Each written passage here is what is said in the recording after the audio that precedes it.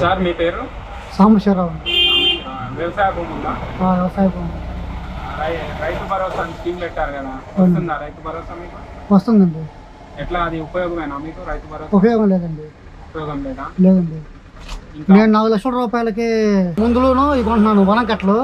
దాని మీద జిఎస్టీ సామాన్యంగా పట్టదండి. 40-50 వేల కట్టుంటా జిఎస్టీ కింద. మరి నా డబ్బులు నాకు రాయదుగా. పట్టని చెప్పి పంటల్లో రేటు పెంచారా? అది కూడా లేదు. మిరగాయలు ఎంత అమ్మి లాస్ట్ ఇయర్ 32, ఈ రోజుల్లో 30,000 అమ్మినాయి.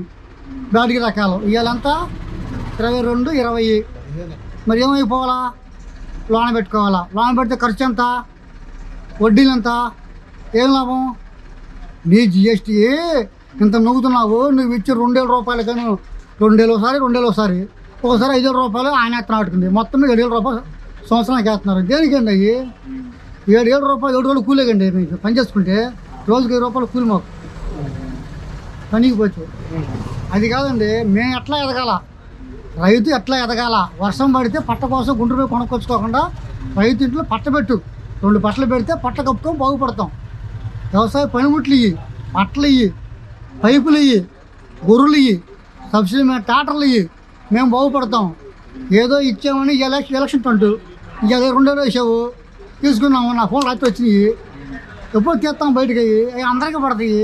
దానివల్ల లాభం లేదు. అభివృద్ధిగా నడుపు. నువ్వు అభివృద్ధి చేస్తే దాంతో మేము డెవలప్ అవుతాము. మా చేతిలో రూపాయి వచ్చింది. ఇతను చేయటం వల్ల మేము ఇది బాగుపడ్డామని మాకు తెలిసింది. ఇలా కలవ నీళ్ళు మొక్కగా నిండిపోతుంది. జనం సస్తున్నారు నీళ్ళు కింద పక్కన.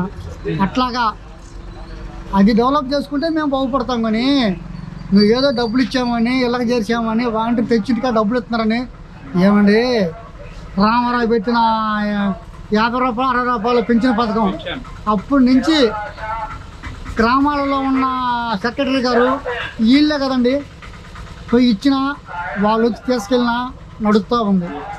నెలకొక రోజు మనవని తీసుకోను, మనవరాలను తీసుకోను, లేకపోతే ఓపుకుంటే తను 15 రోజుల్లోపు ఒక రోజు పోయి తెచ్చుకుంటాడు డబ్బులు. ఇవి అదేమంటే ఏకుండా తలుపు కొట్టామంటాడు. తలుపు కొట్టకపోతే డబ్బులు ఇంటికి పోవండి. అతను అడగతం డబ్బులు అతను రావా? ఉద్యోగస్తులు అకౌంట్లో వేస్తున్నావు, వాళ్ళు వచ్చే బ్యాంకు తీసుకుంటారు, అకౌంట్లో వేస్తున్నావు కదా. ఇది అంతే.